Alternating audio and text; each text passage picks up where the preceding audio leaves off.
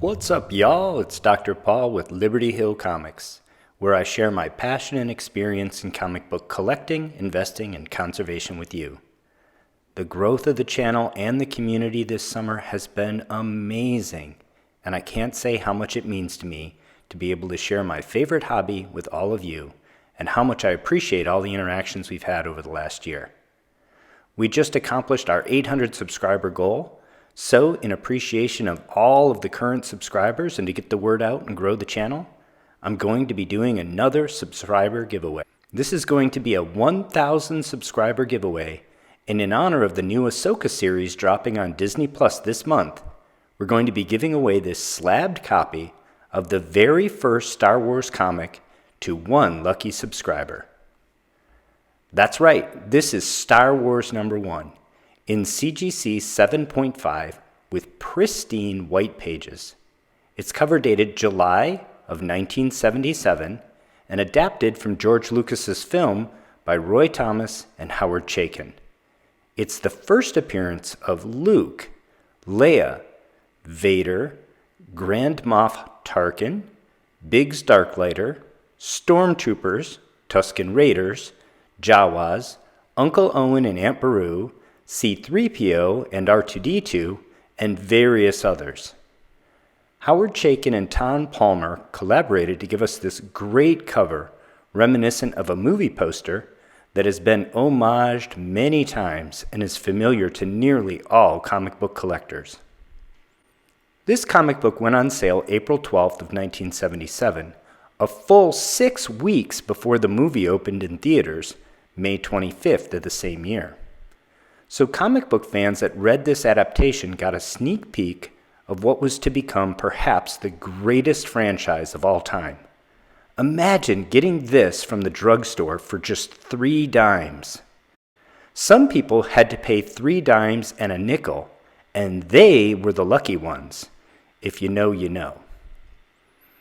Issue #1 adapts what would be approximately the first sixth of the film. It's tightly plotted by Roy Thomas and Howard Chaykin, and because of the economy with which they have to work in the comic book medium, in a few ways, to me, it flows better and more logically than the opening scenes of the film. If you've seen the film, you can probably recite most of this comic from memory, but it's worth sharing the highlights and Howard Chaykin's art, especially where it differs a bit from the final cut of A New Hope. Our story opens with a rebel cruiser feigning a diplomatic mission being attacked and eventually boarded by stormtroopers from an Imperial starship. Just like in Episode 4, we meet C-3PO and R2-D2, but then we get a scene shift not seen in the final cut of the film that ties the storyline together. Luke is below on Tatooine and notices the battle in the sky overhead and heads into Anchorhead. Upon boarding the rebel starship, we see Vader questioning the crew, killing one of them in his grip, and Leia giving R2-D2 the Death Star plans and his now famous mission. The droids escape to the planet's surface in a life pod, and Leia is captured by the stormtroopers just as we know it from the movie. But then, unlike in the movie, we see Luke cruise into Anchorhead, where we are introduced to Cammy and Fixer, and Luke runs into Biggs Darklighter, who has just earned his officer's commission as first mate. Luke tries to show Biggs the battle in the sky, but the shooting has already ended with the Empire subduing the rebel ship, and Biggs blows him off and tells him the rebellion is far away and no one would fight over Tatooine anyway, as it's not worth defending. Back aboard the ship, Leia is brought before Vader, where they exchange now very well-known dialogue regarding diplomats, rebels, and traitors.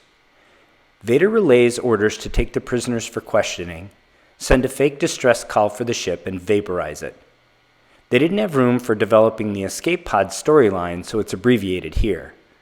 We are told a pod went to the planet's surface, and Vader posits that the Death Star plans are aborted, and orders a detachment of stormtroopers to the planet's surface to retrieve them. No mention that the planet is his old stomping grounds and the site of his Boonta Eve pod race victory as a young boy. My apologies if you tried to wipe episode 1 from your memory and I just brought it all back. On Tatooine, the droids are very quickly picked up by Jawas.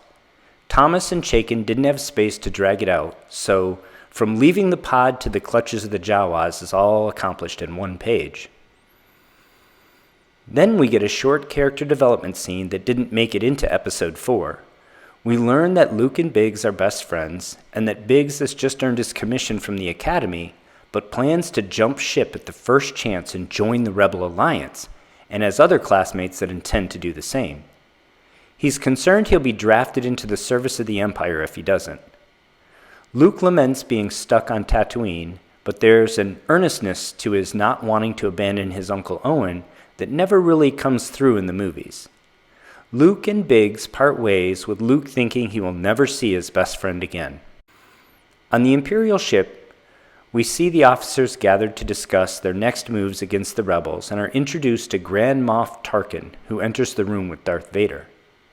Here we have the now well-known exchange between Vader and the Imperial officers regarding the Death Star and the ultimate power in the universe, and witness our first Force choke.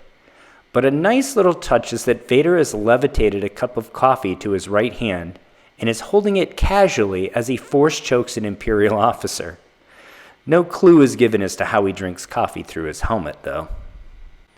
Back on Tatooine, we meet Uncle Owen and Aunt Beru as Owen purchases the droids from the Jawas, complete with the R5-D4 malfunction and R2-D2 swap, and Uncle Owen assigns Luke to clean the droids up and get them ready for work, essentially verbatim as we see it in A New Hope. In another scene that parallels the movie almost perfectly, while cleaning the droids, we see the now familiar scene of Luke accidentally playing Leia's message, removing R2's restraining bolt, after which R2 refuses to cooperate, and Luke leaving the droids to join Uncle Owen and Aunt Beru for dinner. Over their meal, Luke mentions the recorded message for Obi-Wan, mirroring pretty well the way it goes down in A New Hope, but here Chaykin's pencils put a bit more emotion into Owen's response than Obi-Wan is trouble and telling Luke he needs him for one more season. Dejected, Luke goes back to the shop to see R2 gone, and resigns to wake up early to go after him.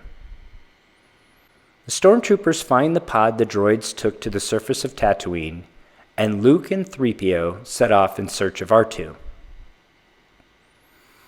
They find R2, but R2's sensors pick up life forms, which Luke goes to investigate just as they are set upon by Tusken Raiders, and the issue ends there in a cliffhanger. Imagine the excitement of having read this before the movie even came out, and the anticipation of knowing you'd be able to see it all brought to life and find out how the story ended in a few short weeks with just the cost of a movie ticket. Thomas and Chaykin really bring the story alive, and remember, they did this without the benefit of having seen the film first. They created this comic only having seen concept art and perhaps some storyboards. It's pretty remarkable. There are 14,643 universal copies of Star Wars #1 in the CGC census, with a median grade of 9.2. This 7.5 is a great entry-level copy of this Bronze Age key, with a trailing 3-month average of $236 and an all-time record high of $475. And I'm going to give it away to one lucky subscriber. To qualify for the giveaway, you have to be subscribed to the channel, you have to like this video, and you have to leave a comment here on this video. I'll draw the winner at random 10 days after I reach 1,000 subscribers and ship this comic off to them. Other YouTube rules apply. Please check the description. Thank you all for the amazing support for the channel. Good luck, and take care of one another.